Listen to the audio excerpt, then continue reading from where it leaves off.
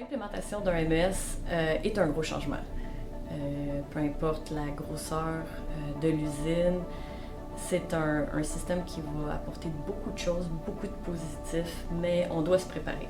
Un des premiers conseils, c'est sûr, c'est d'avoir la vision long terme. Même si on veut faire une implémentation, disons avec une vision court terme, il faut voir qu'est-ce que, en bout de ligne, on recherche.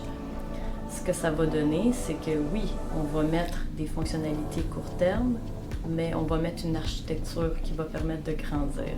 C'est la force du MES. Deuxième, ça prend de l'implication des deux parties. Quand je dis deux parties, c'est l'intégrateur qui a été sélectionné pour implémenter un MES et l'autre partie qui est le client ou les gens qui sont dans l'usine. Les intégrateurs sont les experts pour implémenter des systèmes MES.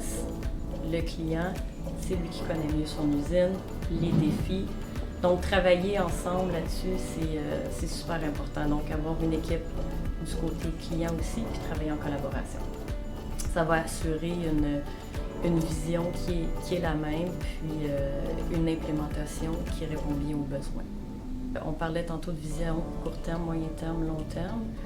C'est de voir ça aussi, d'essayer de découper le projet en phases. Donc, on va aller chercher assez rapidement des gains court terme, de ne pas tout essayer d'avoir d'un coup. Donc, on va aller chercher au début à implémenter des fonctionnalités, mais toujours garder en tête que c'est fait pour évoluer le système.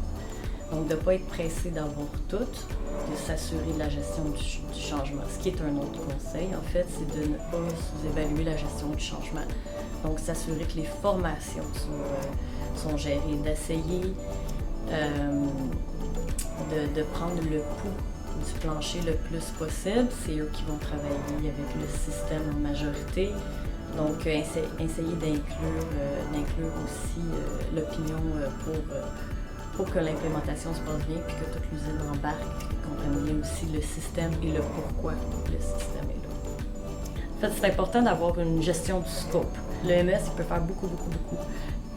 Donc, c'est important d'essayer de gérer le scope vraiment en fonctionnalité, puis d'opter pour une méthodologie peut-être plus agile, pour qu'on soit capable de s'adapter et puis de voir les besoins au fur et à mesure. En suivant ces conseils, il y en a d'autres aussi, on s'assure d'avoir une implémentation qui est positive, autant au niveau de l'opération que de la gestion.